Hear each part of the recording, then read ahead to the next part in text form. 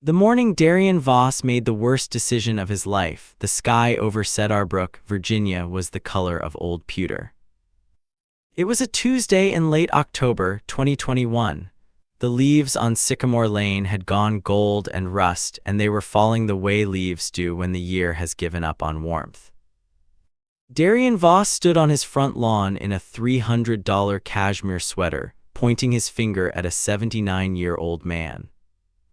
"You know what your problem is," he said, loud enough for the whole street to hear. "You're old, you're irrelevant, and nobody is scared of some broken-down senior citizen who used to play soldier." The old man said nothing.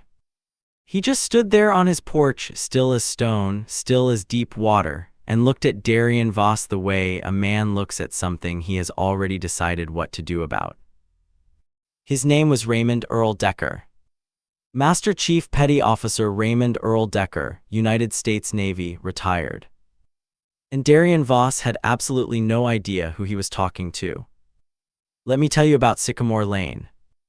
In Cedarbrook, Virginia, a quiet suburb tucked between the Blue Ridge foothills and the Shenandoah Valley, about 40 minutes southwest of Roanoke, Sycamore Lane was the kind of street that still believed in itself.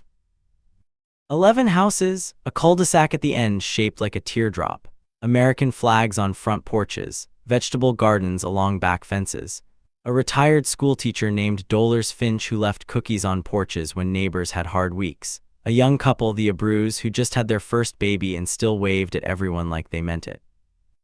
In the summer of 2021, Sycamore Lane smelled like charcoal smoke and honeysuckle.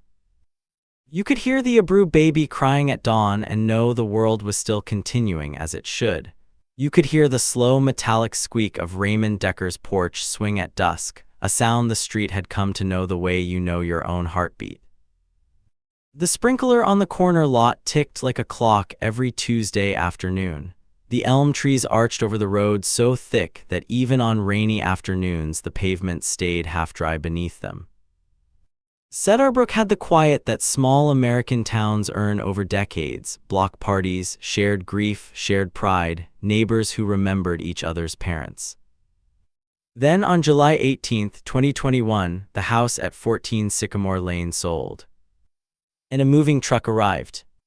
And everything changed. Now, before I tell you about the man who moved into that house, let me tell you about the man who already lived next door to it. Number 12 Sycamore Lane, a white Cape Cod with dark green shutters and a front porch that ran the full width of the house, a wind chime made from spent brass cartridge casings, a small bronze anchor mounted beside the front door, and in the backyard, a garden that was clearly tended by someone who understood patience.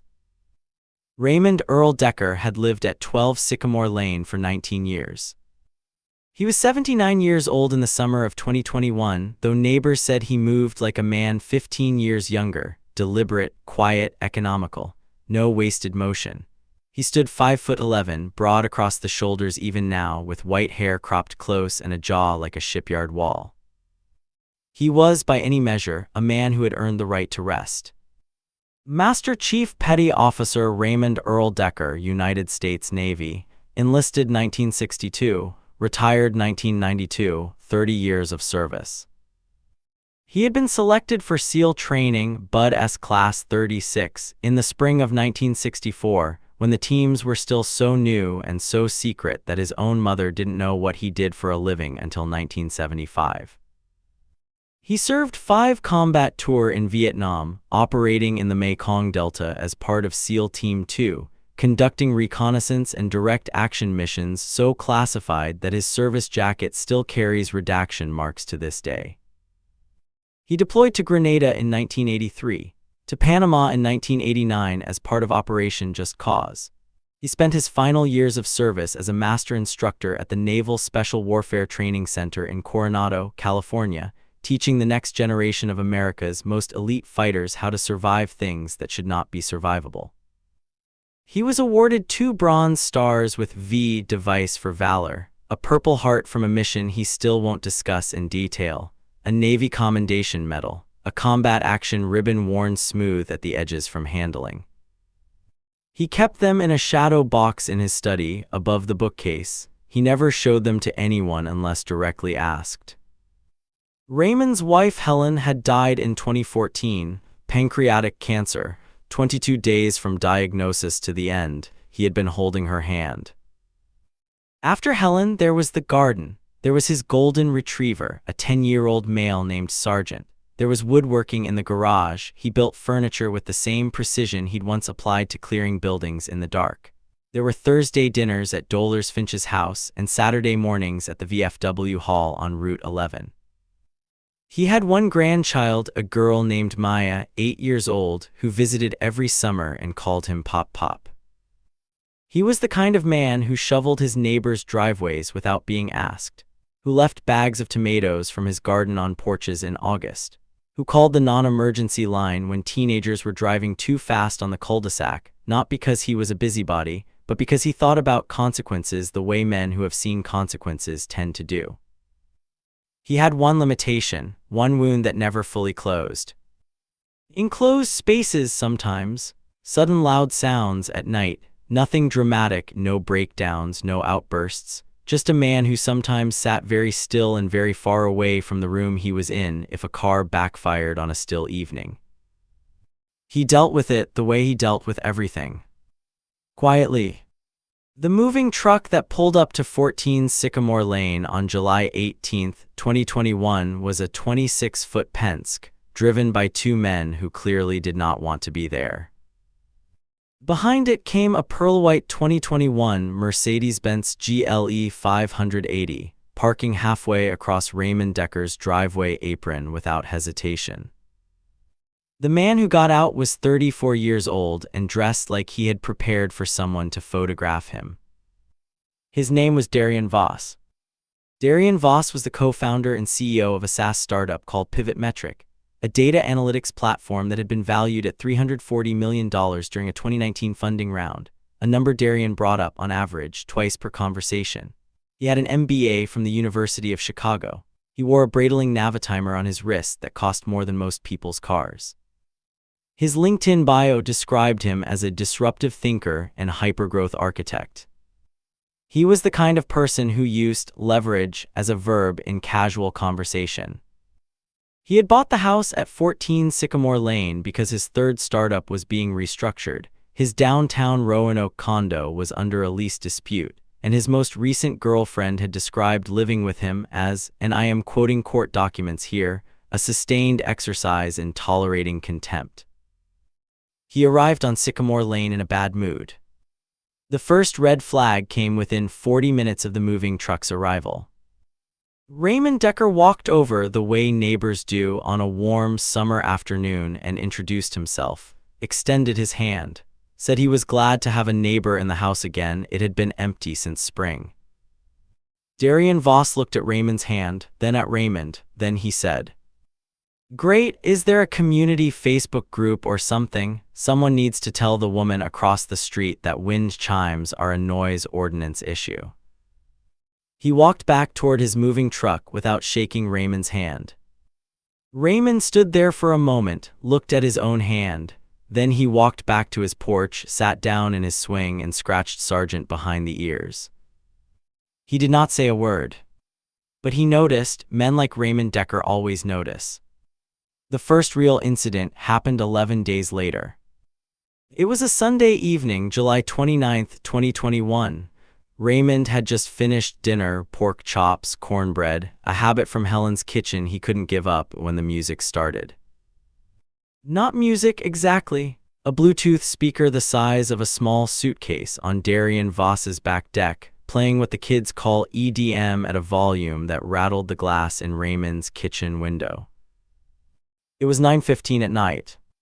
Raymond waited 45 minutes. He had learned a long time ago that some situations resolve themselves if you give them air. This one did not. At 10 o'clock, he walked over to 14 Sycamore Lane and knocked on the front door. He was wearing chinos and a gray navy sweatshirt, faded from years of washing. Sargent sat beside him on a loose leash. Darian Voss answered in the kind of athletic wear that costs $300 specifically to look like it costs $30. Raymond explained the situation. Calmly, specifically, He mentioned that Dollar's Finch was 73 and kept early hours. He mentioned that the Abreu baby was 4 months old. He mentioned the noise ordinance, which in Roanoke County limits residential sound after 10 p.m. He was polite, he was direct. He offered his hand again, the way men of his generation do, as a way of saying, we can be reasonable here. Darian Voss looked at him for a long moment. Then he said, "Listen, old man, I paid $480,000 for this property. On a Sunday night in my own backyard, I think I'm entitled to enjoy myself. This isn't your little army base anymore." He closed the door. Not slammed it, closed it, which was somehow worse, the casual disregard of a man who didn't think you were worth the energy of anger. Raymond stood on the porch for a moment. Then he walked home. He went to his study, opened the second drawer of his desk, and took out a small black notebook, the kind you find at office supply stores, with a cardboard cover and a red ribbon bookmark. He opened to the first page, wrote the date, the time, what was said, word for word as best he could recall. He wrote in the precise, small handwriting of a man who had once filled out mission logs in the dark, underwater, with a grease pencil. He closed the notebook, put it in the drawer. Then he called the Roanoke County non-emergency line and filed a noise complaint. Now let me pause here and ask you something. Have you ever tried to be completely reasonable with someone who has absolutely no interest in reason, someone who looked right through your good faith like it was made of glass? Drop a comment below and tell me your story, because I know I'm not alone here and I know you've got one. The music stopped at 11:43 p.m. when Roanoke County Sheriff's Deputy Marcus Webb arrived at 14 Sycamore Lane and knocked on the door. Darian Voss was not pleased, but he turned off the speaker. And he stood in his driveway watching Deputy Webb's cruiser drive away with an expression that Raymond, watching from his darkened kitchen window, recognized immediately.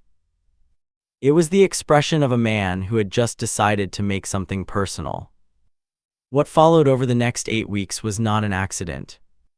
It was a campaign, methodical, petty, and escalating, the kind of thing a certain type of person does when they can't tolerate being told no. It began small.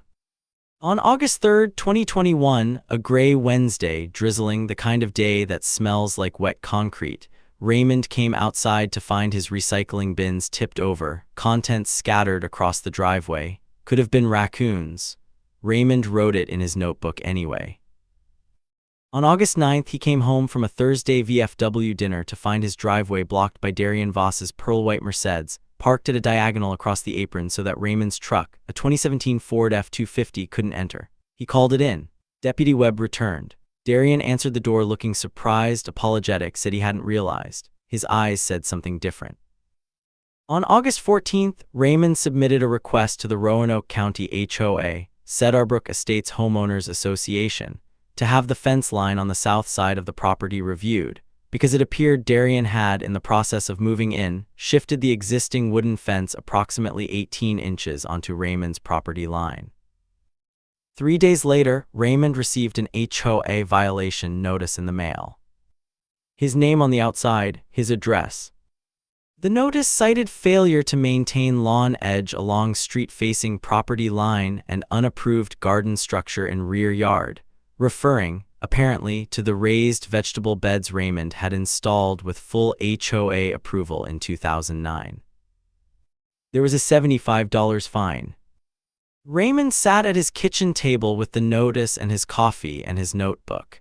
He wrote everything down. He called the HOA board secretary, a woman named Patricia Mullen who had been on the board for 11 years and knew Raymond Decker well, and asked who had submitted the complaint. Patricia was quiet for a moment. "Raymond," she said, "I'm not supposed to tell you that." "Patricia," he said.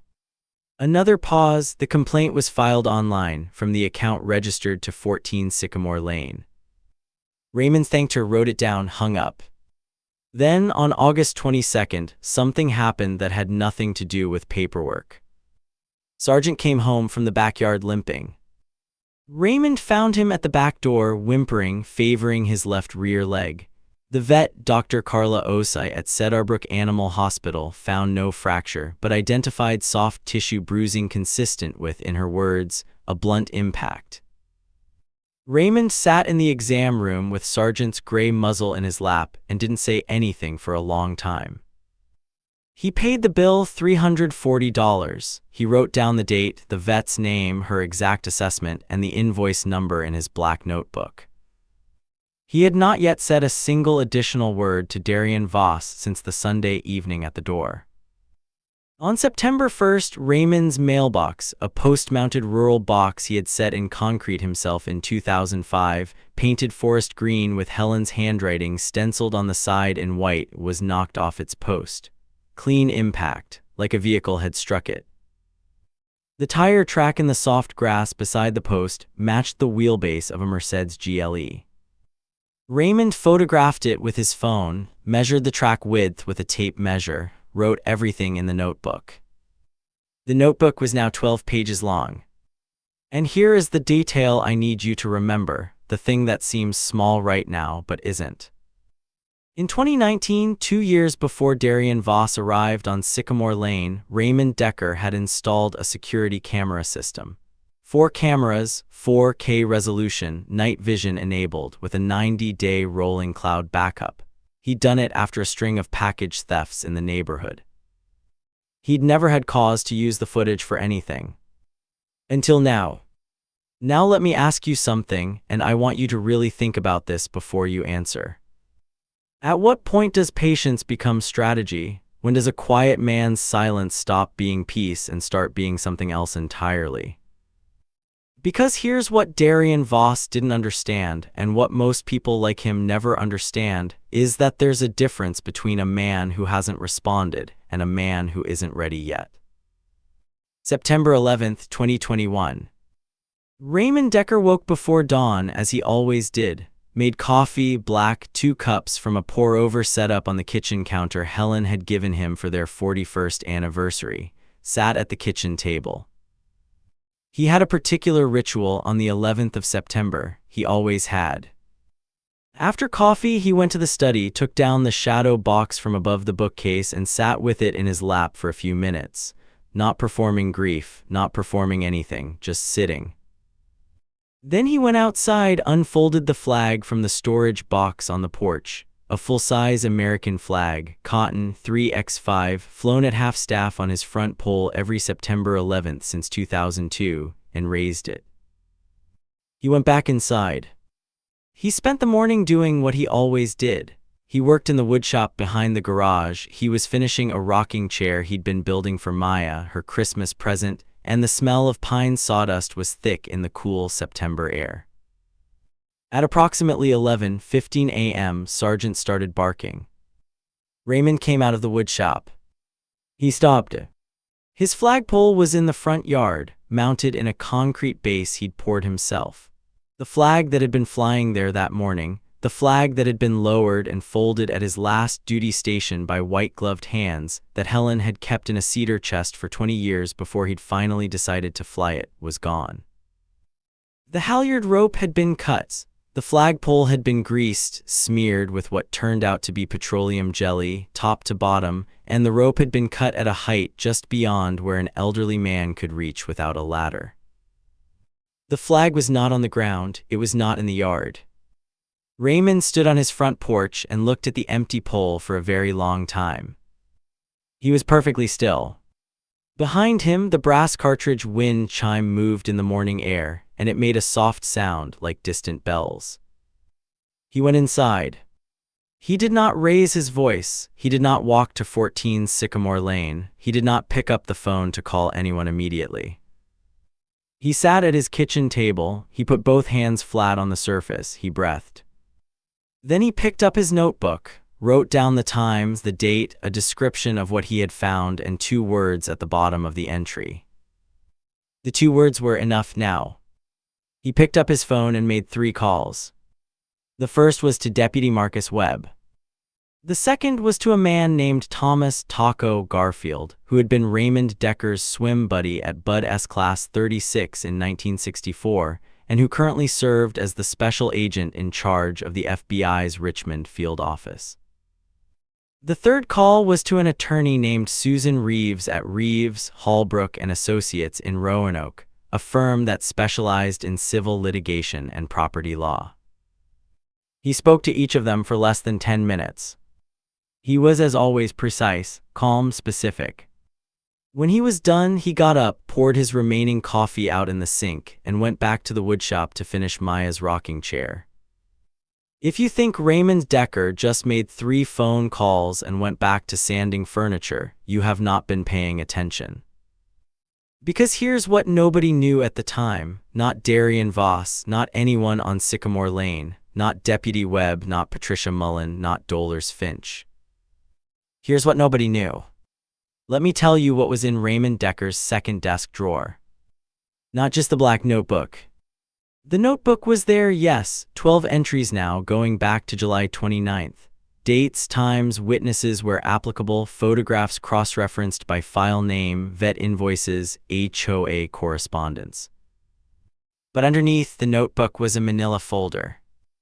And inside that folder was a printout from the Virginia State Corporation Commission website, the public database of business registrations, for a company called Voss Capital Partners, LLC, registered in Virginia on March 3, 2021. Managing member, Darian A. Voss. And beneath that, a printout of a court filing from the Northern District of Illinois, the Federal District Court in Chicago, dated February 14, 2021. A civil complaint, United States Securities and Exchange Commission v. Pivotmetric, Inc., et al. The complaint alleged that Pivotmetric had materially misrepresented its user growth numbers to investors in its 2019 Series B funding round, inflating claimed active users by approximately 340%. The damages sought were north of $18 million. Darian Voss's name appeared in the complaint 9 times. Raymond had found this not through any special access or government database. He had found it because he was a careful man, and careful men, when they sense something is wrong with a neighbor, do what careful men do. They read. But there was more, and this part required his second phone call. Special Agent in Charge Thomas Garfield had been running with Raymond Decker since they were both 22 years old, and someone was screaming at them on a California beach. In the decades since, Taco Garfield had built a career in federal law enforcement that was, in its own way, as decorated as Raymond's career in the teams. When Raymond told him what had been happening on Sycamore Lane, the harassment, the dog, the flag, the notebook, the SEC filing he'd found, Taco listened without interrupting. When Raymond was done, Taco said, "Ray, do you know what Voss Capital Partners is doing?" Raymond said he'd been looking into it. Taco said, "We've been looking into it too." Voss Capital Partners, it turned out, had been operating a self-described real estate consulting business out of Darian's new home at 14 Sycamore Lane, a business that had received investment capital from several individuals that the FBI's Financial Crimes Unit had been building a wire fraud case around for the better part of 18 months. The residency address on Darian's business filings was 14 Sycamore Lane, Cedarbrook, Virginia. Which meant the FBI's investigation had just found its physical nexus. Taco said he'd be making a call to the Richmond field office's white-collar unit. And now Susan Reeves, Raymond's attorney. Reeves had been handling civil matters in Roanoke County for 26 years. When Raymond walked her through the documentation, she was quiet for a long moment. "The fence," she said. "Tell me about the fence again." Raymond told her. Susan Reeves pulled the original 1987 Cedarbrook plat survey from the county recorder's office. She commissioned a new survey. The results came back within the week. The fence that had been installed along the south property line, the fence Darian Voss had adjusted during move-in, encroached on Raymond's property by 22.5 inches. But more than that, the fence, as repositioned, blocked legal access to a utility easement that ran along the property line. An easement that was specifically protected under Virginia Code Section 55.12821 and the original Cedarbrook Estates CCRs. Blocking that easement was not a civil matter. It was a violation. Susan Reeves filed 3 separate actions in Roanoke County Circuit Court on September 22, 2021. A property damage and trespass claim for the fence encroachment, the mailbox, the flagpole incident, and the injury to Sargent. An intentional infliction of emotional distress claim for the pattern of harassment, which Susan argued had been conducted against a 79-year-old decorated combat veteran in deliberate and calculated fashion. An HOA harassment claim for the fraudulent complaints filed against Raymond's property. The total damages sought, $847,000 plus attorney's fees. And Raymond's 4K cameras, rolling since 2019, cloud-backed, date and time-stamped, had captured footage of a pearl-white Mercedes GLE 580 striking a mailbox at low speed on the night of September 1st. Had captured a figure approaching the flagpole in the early morning hours of September 11th, face partially obscured, carrying what appeared to be a cutting implement. Had captured on August 22nd a figure entering Raymond's rear yard through the side gate, approaching the area where Sargent spent his afternoons. 90 days of footage. 12 entries in a notebook. 3 legal actions. And an FBI case that had just found an address. You see, folks, Darian Voss had looked at an old man on a porch and decided what he was seeing. What he was actually seeing was a man who had spent 30 years being the last thing a problem ever encountered. He just didn't know it yet. October 5, 2021. A cold morning, the sky was the color of old pewter, the way it gets in the Shenandoah Valley when October has fully arrived and isn't apologizing for it. The elm trees on Sycamore Lane had gone gold, the leaves were falling. At 6:47 a.m., Raymond Decker was sitting in his porch swing with his second cup of coffee and his dog beside him. Sargent's leg had healed. The morning was quiet. A screen door closed somewhere down the block. At 6:52 a.m., 4 vehicles turned onto Sycamore Lane.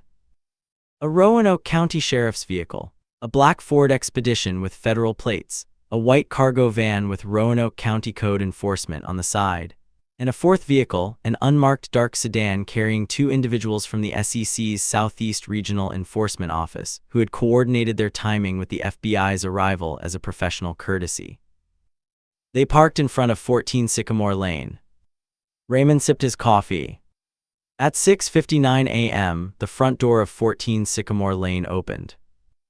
Darian Voss stepped onto his porch in a gray terracloth robe and leather slides. He was holding a protein shake. His hair was uncombed. He looked at the vehicles arrayed in front of his house the way a man looks at something his brain refuses to immediately process. Deputy Marcus Webb approached first. He was followed by 2 men in FBI windbreakers. Behind them came the code enforcement officer, who was carrying a laminated court order authorizing immediate removal of the encroaching fence structure, signed by the Honorable Judge Patricia A. Simmons of the Roanoke County Circuit Court the previous afternoon. Darian Voss said, "What is this? Who are you people?" One of the FBI agents produced a badge and a document. He introduced himself. He explained, in the calm and specific way that FBI agents explain things when they have been preparing to explain them for 18 months, the nature of the warrant. It was a search warrant for 14 Sycamore Lane, related to the ongoing investigation of Voss Capital Partners, LLC, and its principals. The 2 SEC agents waited on the sidewalk. Darian Voss's mouth moved without producing sound for approximately 4 seconds. I need to call my attorney," he finally said. "Absolutely," said the FBI agent. "You can do that right now." While Darian stood on his porch making a phone call with his hands shaking in the October cold, Susan Reeves's process server, a compact, efficient woman named Renee Dalton who had been doing this job for 17 years, walked calmly up the porch steps and presented Darian Voss with a civil summons. "You've been served," Renee Dalton said pleasantly. The code enforcement officer walked around to the south side of the property with a contract crew and began disassembling the fence. The fence came down in sections, 1 panel at a time. The sound of it, the wrenching of posts from the ground, the fall of the panels, carried down the quiet street in the October morning air. Dolores Finch came out of her house with a cup of tea. The Abreux appeared on their porch. The husband had the baby on his hip. 3 other neighbors materialized in their driveways with the specific, careful interest of people who have been waiting for something without knowing exactly what they were waiting for. Raymond Decker sat in his porch swing. He did not raise his coffee cup in any kind of toast. He did not smile. He watched. At one point, Darian Voss, standing in his doorway on his phone in his robe, looked across to Raymond's porch. Their eyes met. Raymond looked back at him steadily, calm, the way deep water is calm. Then he looked away. He was watching the fence come down. The crew finished in 2 hours and 11 minutes. They loaded the panels into the cargo van, restored the soil, and were gone by 9:15. By noon, Darian Voss's attorney, a defense lawyer from Roanoke named Gerald Park, had arrived. By 2 p.m., the FBI had removed 3 computers, 2 external hard drives, and 4 filing boxes of financial records from 14 Sycamore Lane. The pearl-white Mercedes GLE 580 sat in the driveway all day. Nobody on Sycamore Lane spoke to Darian Voss. Nobody needed to. The days after that morning had a particular quality. Sycamore Lane was quieter than it had been in months, but it was a different quiet now, not the absence of something, the restoration of something. Dolores Finch brought a sweet potato pie to Raymond's door that evening. She didn't say much. She patted his hand. He thanked her for the pie and told her Helen used to make a similar one, and for a moment they both just stood in the doorway and let that sit. The Abreux brought their baby over on Saturday afternoon. The husband shook Raymond's hand for a long time and didn't say much. The wife cried a little, which surprised her. Raymond held the baby while she wiped her eyes. The baby grabbed his finger. Darian Voss appeared occasionally in the following weeks. He came and went without speaking to anyone. He hired a lawn service. He received a second round of documents from Susan Reeves's office. He received correspondence from the SEC. He did not throw anything over any fences. He did not block anyone's driveway. He did not play music after 10 p.m. He was very, very quiet. He looked, when neighbors glimpsed him, like a man who had recently realized exactly what he had done, not in any moral sense, but in the cold, specific, practical sense of a man who has made a series of tactical errors against a force he entirely underestimated. On November 2, 2021, a for sale sign appeared in front of 14 Sycamore Lane. The listing price was $459,000, $21,000 below what Darian Voss had paid 4 months earlier. On the morning the moving truck came, a cold Saturday in mid-November, the first frost of the season, silver on the lawns, nobody on Sycamore Lane came outside. Not Dolores, not the Abreux, not anyone. The truck was loaded in 3 hours. The pearl-white GLE backed out of the driveway for the last time. It turned right at the end of Sycamore Lane. Nobody waved. The civil case, Decker v. Voss, settled in March 2022. The settlement amount was confidential, as these things often are. What is not confidential, because it became part of the public court record, is that Darian Voss agreed to pay for the restoration of the mailbox, all veterinary costs related to Sargent's injury, the full cost of the fence removal and property survey, and a sum the settlement agreement describes only as additional damages for emotional distress and harassment. Susan Reeves described the settlement as appropriate. Raymond, when asked by Dolores Finch what he'd received, said, "Enough." The federal case moved more slowly, as federal cases do. In September 2023, Darian Voss entered a plea agreement with federal prosecutors related to the SEC wire fraud investigation. The terms involved a fine, a disgorgement of profits, a 5-year ban from serving as an officer or director of any publicly traded company, and 2 years of supervised release. Pivot Metrics' valuation at the time of the settlement was listed at approximately $0. The 14 Sycamore Lane house sold in February 2022 to a couple retired teachers from Lynchburg, a man named Bill and a woman named Corinne, who introduced themselves to Raymond on their first afternoon by coming over with a covered dish and staying for 2 hours. Corinne admired Raymond's garden. He gave her a tour of the raised beds. She asked about the empty metal post at the front of the yard where the mailbox used to be. Raymond told her the old one had been damaged. He'd ordered a new one. It arrived 2 weeks later, a cast-iron box, forest green with white lettering, Decker on the side, in Helen's original handwriting, reproduced by a company that makes memorials. He'd had them work from a photograph. He set it in a new concrete base. Sargent sat beside him while he worked in the weak February sun. And in the backyard, in the garden Raymond had been tending since 2004, the rose bush that Helen had planted the first spring they lived on Sycamore Lane pushed 3 new canes up through the cold ground that March. By May it was blooming. Let me tell you what I think this story is really about. It isn't about revenge, exactly. It's about a particular kind of patience, the kind that can only be built by a life lived in serious places, by a man who has looked at things much worse than a difficult neighbor and decided, each time, to do the right thing in the right way at the right moment.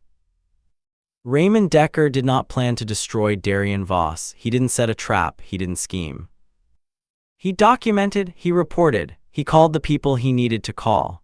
He let the system, the legal system, the federal system, the court system his country had built and that he had served for 30 years, do what systems are designed to do when someone feeds them the right information. He was a careful man, and careful men, it turns out, are among the most dangerous people in the world to wrong. Darian Voss saw an old man on a porch and made a calculation. He calculated wrong. Because here's the thing about men like Raymond Earl Decker, men who have spent their lives operating in the dark, in cold water, in hostile places, on behalf of people who would never know their names. They are not impressed by money, they are not intimidated by arrogance, they are not moved by someone else's certainty that they matter more. What they understand, what they have always understood, is that the outcome of most conflicts is determined not by who is loudest, but by who is most prepared. Raymond Decker was always prepared. And here is the lesson I want to leave you with. Never mistake a quiet man for a passive one. Never mistake patience for permission.